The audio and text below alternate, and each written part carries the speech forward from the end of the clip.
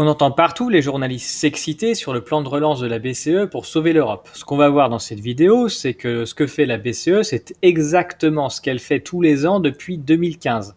Et la somme annoncée comme gigantesque de 545 milliards d'euros est complètement normale par rapport à d'habitude. En plus, il ne s'agit même pas d'argent injecté, mais uniquement de report de paiement et de garantie d'emprunt. Donc on n'est pas du tout en phase d'un plan de relance, mais uniquement en phase d'un plan de communication. On entend aussi beaucoup les journalistes parler de l'annulation de la dette des États. Ce qu'on va voir dans cette vidéo, c'est ce que c'est que la dette des États et pourquoi il faut se méfier de cette idée, ce n'est pas forcément une bonne idée. Il y a plusieurs manières d'annuler la dette des États et si on s'y prend mal, on va encore une fois de plus avantager les plus riches d'entre nous et c'est ce qu'on va voir ici.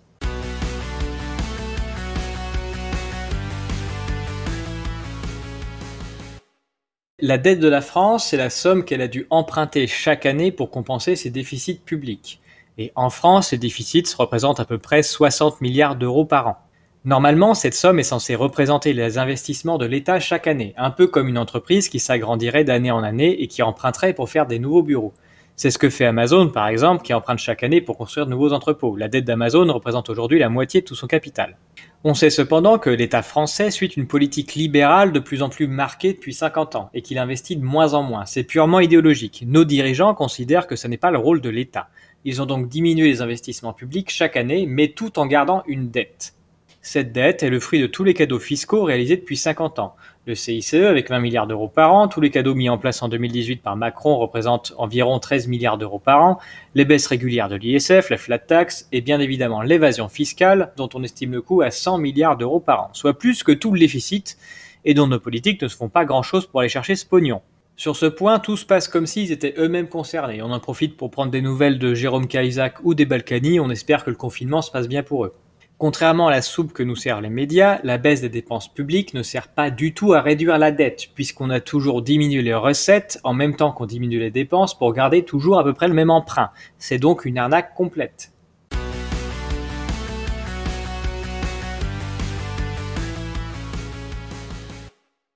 Un État a normalement deux solutions pour emprunter l'argent dont il a besoin.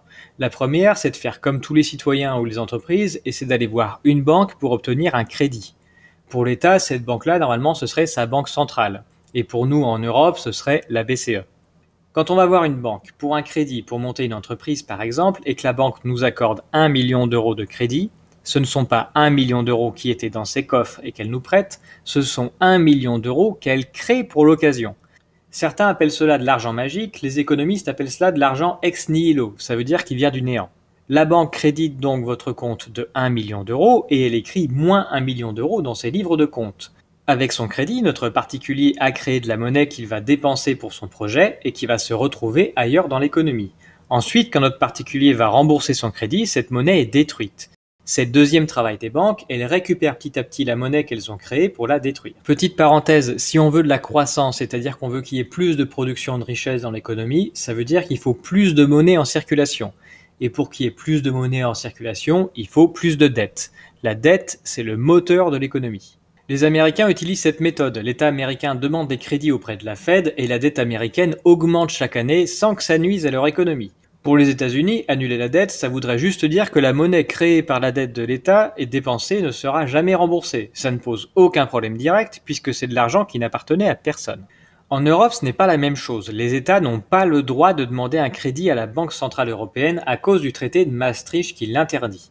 La plupart des États européens, pour obtenir de la monnaie, utilisent donc la méthode mise en place par Giscard dans les années 70 pour la France. Ils émettent des obligations, des titres de dette sur les marchés financiers. Ce sont des produits financiers que les investisseurs privés, des banques d'investissement ou des fonds de pension par exemple, peuvent acheter. Ces titres sont remboursés par l'État avec des intérêts entre 2 et 10 ans plus tard selon les cas.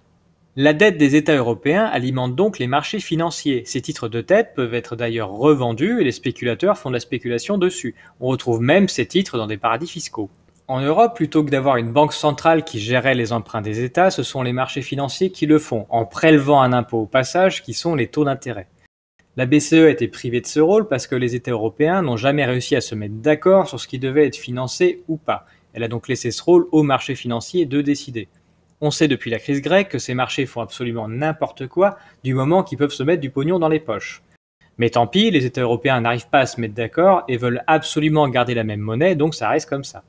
Je détaille dans cette vidéo qu'en plus la France et l'Allemagne ont des intérêts contraires concernant la politique monétaire. Les choix faits pour l'euro pénalisent forcément un des deux pays et depuis 27 ans, c'est la France qui est pénalisée. On a donc un problème en Europe pour annuler la dette puisque cet argent ne vient pas de la banque centrale mais d'un prêteur sur les marchés financiers.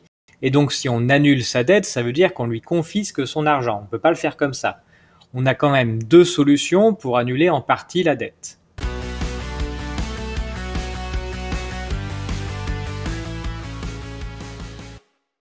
L'économie, c'est un circuit. Les dépenses des uns sont les recettes des autres. Une économie fonctionne si l'argent circule. Lorsqu'on commence à avoir des gens qui réussissent à prendre de la monnaie sans la remettre en circulation, ça pose problème puisque ça fait que tous les autres manquent de monnaie. L'idéologie libérale considère que l'État ne doit pas alimenter ce circuit ou alors le moins possible. L'idéologie libérale considère que seules les dépenses et recettes privées sont légitimes et considère l'État comme un mal nécessaire qu'il faut diminuer. Depuis 50 ans, la mode, on l'a vu, c'est de diminuer les dépenses et les recettes de l'État. Du côté des recettes, on a surtout diminué ce qui provenait des plus riches d'entre nous. Autant un pauvre consomme tout ce qu'il gagne et son argent reste dans le circuit de l'économie. Autant un riche, quand il gagne de l'argent, il a tendance à augmenter son capital, voire à le réinvestir pour gagner plus. Mais dans les deux cas, ça fait une fuite de monnaie vers la sphère financière. Depuis 2015, on est arrivé à un tel point de fuite que l'économie réelle a sérieusement commencé à manquer de monnaie. La BCE est alors intervenue.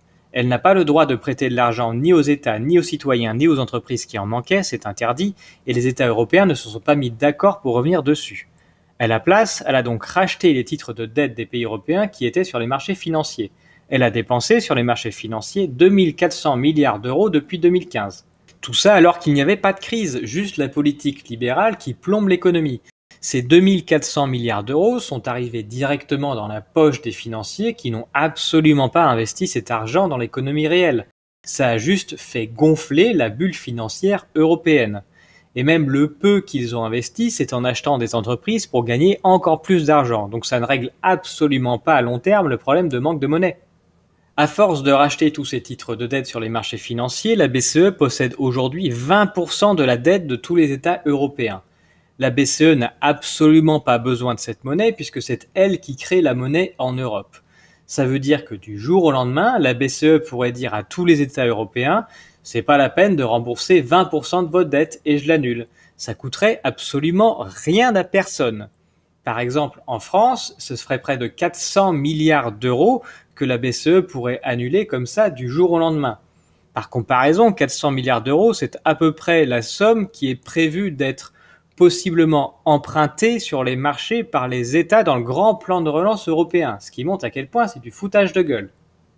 Avec cette méthode indolore, ou presque, on verra pourquoi après, on a réglé 20% du problème. On peut annuler sans douleur 20% de la dette des États. Pour les 80% qui restent, c'est plus compliqué parce que cette dette est détenue encore par des acteurs privés et qu'on ne peut pas l'annuler comme ça. On pourrait par exemple forcer la BCE à racheter tous ces titres de dette. Mais ça supposerait injecter une somme folle dans la sphère financière. Ça ne coûterait absolument rien aux particuliers, c'est ce que fait la BCE depuis 2015. La BCE créerait de la monnaie pour racheter ces titres de dette, mais ça rendrait encore plus richissime tous ces gens très riches et ces fonds d'investissement très riches qui ont déjà beaucoup de monnaie et ça mettrait tout ça sur la sphère financière. On sait qu'ils n'ont rien à acheter dans l'économie réelle puisqu'ils ont déjà tout et qu'ils préfèrent investir dans la sphère financière puisque c'est ce qu'ils font depuis 2015. Donc en fait, on leur mettrait une somme d'argent complètement folle dans les poches en espérant de tout cœur qu'ils fassent pas n'importe quoi avec.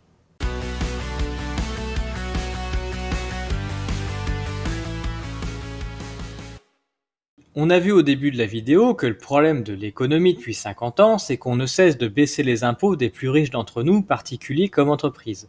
Et cela ne participe pas à l'économie comme tout le monde, puisqu'ils prélèvent une partie. Les impôts, c'est la seule manière de les faire participer à hauteur de ce qu'ils prélèvent. On peut donc se poser la question, est-il vraiment intelligent d'inonder ces personnes de fric, plutôt que d'aller chercher l'argent là où on l'a laissé partir depuis 50 ans ? La monnaie dette, ça force la monnaie à circuler. La monnaie est émise et elle doit revenir. Si la dette s'accumule, ça veut dire qu'il faut chercher la monnaie là où elle s'est accumulée. Et aujourd'hui, c'est sur les marchés financiers. Et il faut faire revenir cette monnaie dans l'économie réelle. Et le mécanisme qui fait ça, ça s'appelle l'impôt. Il faut imposer fortement les marchés financiers pour forcer cette monnaie à revenir dans l'économie réelle. On éviterait ainsi la crise économique qui s'annonce et on permettrait à l'économie réelle de se relancer, et ça sans mettre en place aucun nouveau système. La BCE pourrait annuler 20% de la dette de tous les États européens du jour au lendemain et ça ne coûterait rien à personne puisqu'elle a déjà fait ce rachat. En revanche, pour les 80% restants, c'est pas si simple. Les États libéraux européens n'ont en revanche pas du tout envie d'annuler la dette puisqu'ils préfèrent se cacher derrière pour pouvoir faire de l'austérité. L'austérité, ça n'annule pas la dette, mais ça permet de casser l'État, ce qui est le vrai but. Et puis même si on annule la dette, il n'y a rien qui prouverait que des États libéraux se mettraient à faire de la relance économique. Ils feraient probablement plus de l'austérité, c'est beaucoup plus conforme à leur idéologie. En plus, comme on l'a vu, annuler la dette par ce mécanisme de rachat de la BCE, c'est rendre encore plus riches ceux qui détiennent cette dette, alors que la solution, depuis le départ, c'est de forcer toute cette monnaie à revenir dans l'économie réelle par un mécanisme tout simple qui s'appelle l'impôt.